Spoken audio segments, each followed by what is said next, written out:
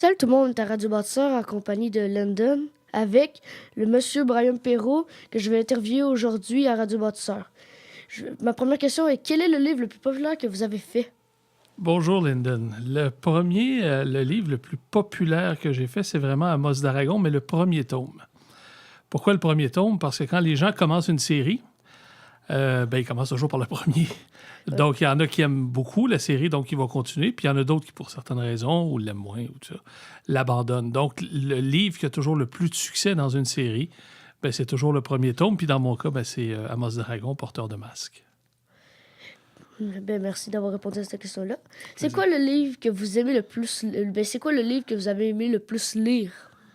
De n'importe qui. Moi, j'étais un bon lecteur. J'ai aimé beaucoup de livres. À l'âge de 14 ans, moi, je lisais pas avant.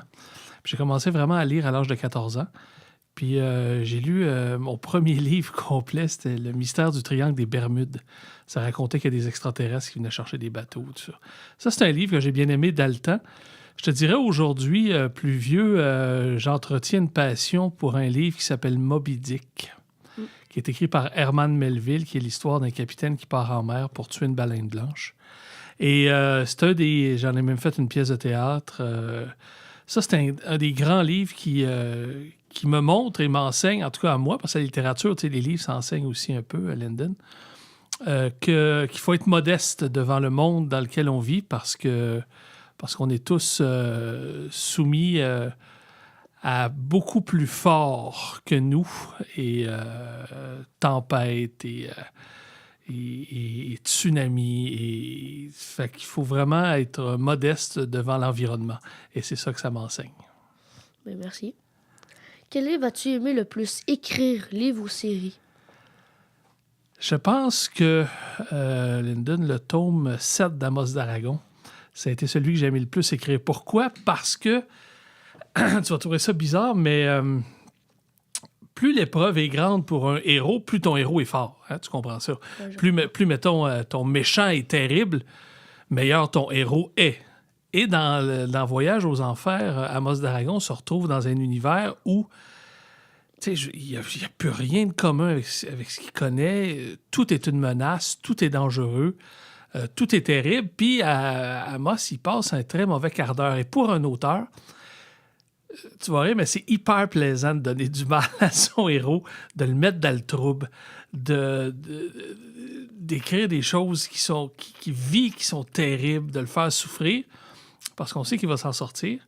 Puis on trouve toujours des façons qui s'en sortent brillamment. Donc, je vais te dire que le tome 7 d'Amos d'Aragon, qui est basé sur un livre qui s'appelle La Divine Comédie de Dante, qui est un livre du Moyen-Âge, où Amos traverse les enfers, c'est pas vraiment un de mes préférés. Comme moi, je l'ai lu il y a pas longtemps. J'ai lu le Voyage aux Enfers. Là, je suis en train de lire le prochain après Voyage aux Enfers. Là, moi, je suis rendu que Baal, une personne dans le désert qui... je me rappelle bien, c'est un homme chat, quelque chose de même. Là. Le désert de Baal, oui. C'est le 3e niveau des enfers, je pense, quelque chose comme ça. Ouais.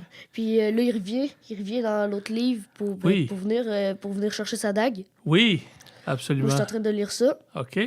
Mais est-ce que tu es d'accord avec moi que le tome 7, c'est un des... Oui, il était vraiment bon. C'est un des bons livres. Les 10 niveaux des enfers. Oui, c'est ça. Puis la cité infernale où Amos se retrouve à la fin complètement désemparé.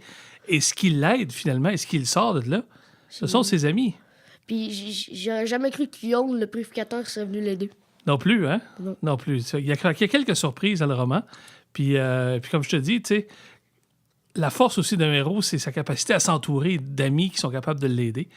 Et dans ce tome-là, on voit bien que l'importance que, quand tu n'es plus capable de rien faire, quand tu es au bout de toi-même, ce sont les autres qui viennent t'aider, tu sais, voilà. Puis c'est quoi la première histoire que vous avez écrite?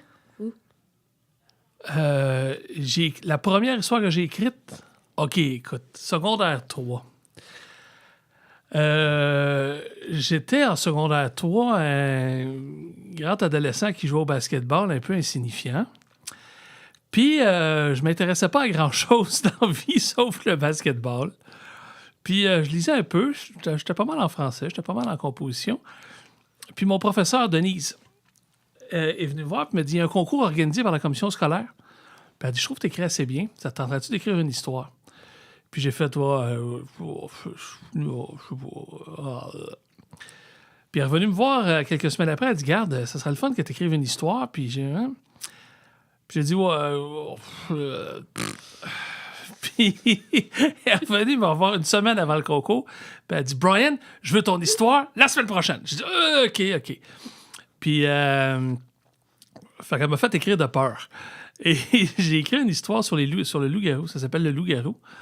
Et j'ai remis cette histoire-là. Puis j'ai essayé de faire du mieux possible. Là, puis je me suis concentré pour le faire, comme du monde.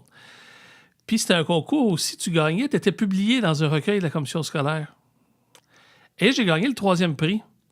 Et c'était les 3 premiers qui étaient publiés. Alors, ma première publication, c'est dans un recueil de la commission scolaire de la Mauricie. Une histoire de loup-garou, écrite en secondaire 3, forcée d'écrire par ma professeure de secondaire 3. Et c'est probablement grâce à elle qu'aujourd'hui, je fais ce métier-là, parce que c'est elle qui a vu en moi quelque chose que je ne savais pas qui était en moi. Puis l'importance d'avoir un bon professeur dans la vie, c'est ça. C'est à ça que ça sert, notamment un professeur. C'est quelle émotion avez-vous ressenti quand vous avez gagné le 3e prix?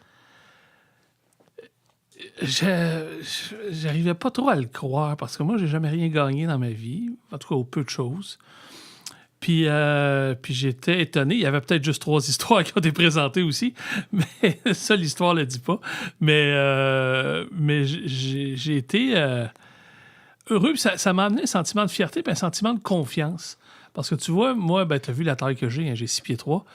Puis à 14 ans, je mesurais 6 pieds 2. Fait que ma confiance, je la prenais dans le sport puis dans le basketball parce que ça allait bien. Et ça m'a donné, je pense, un autre sentiment de confiance puis d'accomplissement qui m'a davantage intéressé à la littérature, aux livres, aux histoires, puis qui a inévitablement fait son chemin en moi pour commencer à écrire, ou du moins avoir cet intérêt-là nourri. C'est un peu comme une plante une graine que tu plantes en terre, tu sais. Tu plantes, mais tu sais pas si elle va pousser ou non. Fait que tu lui donnes les bonnes conditions, puis à un moment donné, hop, ça émerge. Fait que Denise avait planté en moi cette graine-là qui a germé, qui a pris un certain temps. Ça n'a pas germé de suite. Ça a pris un certain temps, puis qu'à un moment donné, à l'université, m'a envahi le goût d'écrire, le théâtre. Et puis, ça a fait ce que je suis aujourd'hui. Puis combien de langues vous parlez? Moi, je parle le français, c'est ma langue maternelle. L'anglais, que j'ai appris, cette langue que j'ai apprise aussi. Et puis, je parle portugais parce que j'ai vécu 1 an au Portugal. J'ai fait à 17 ans Interculture Canada. Fait que j'ai refait mon secondaire 5 finalement au Portugal, dans un échange étudiant. Puis, je vivais dans une famille qui ne parlait que portugais. Et mes cours n'étaient qu'en portugais. Et ma vie n'était qu'en portugais. Alors, en 1 an, j'ai assez bien évolué. Et j'ai gardé cette langue-là dans ma vie parce que ça a été un moment important de 17 à 18 ans dans ma vie, ça.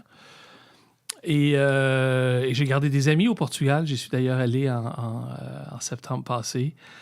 Et j'ai gardé un fantastique lien avec le Portugal et cette langue-là que j'adore et que j'aime passionnément pratiquer quand j'arrive à Lisbonne, quand j'ai hâte de parler. Je parle à tout le monde. J'ai un peu fatigant, je pense même. Vous, est-ce que vous avez un auteur préféré? J'ai beaucoup d'auteurs préférés. J'aime beaucoup Melville. Herman Melville, je t'ai parlé de Moby Dick tantôt. Des auteurs québécois, j'aime beaucoup Louis Caron, parce que Louis Caron, ça a été un des premiers auteurs québécois que j'ai lu. L'Emmitouflé, son livre. Ça je connaissais peu la littérature québécoise, puis Louis Caron, j'ai tombé là-dessus, j'ai fait « wow », j'ai vraiment beaucoup aimé ça. J'ai lu Jeanne-Claude Jasmin, La corde au cou aussi. Ça j'ai bien aimé ça. C'était l'histoire d'un gars qui fuit, puis c'est juste sa fuite pendant